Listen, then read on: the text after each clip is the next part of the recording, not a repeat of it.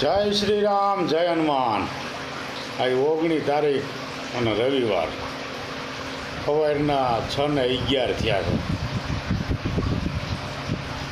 ભાજપ જ જીતશે, ગુજરાતની અંદર બહુમતીથી જીતશે અને વડાપ્રધાન નરેન્દ્ર મોદી જ બનશે અને રાજકોટમાં રૂપાલા જ જીતશે.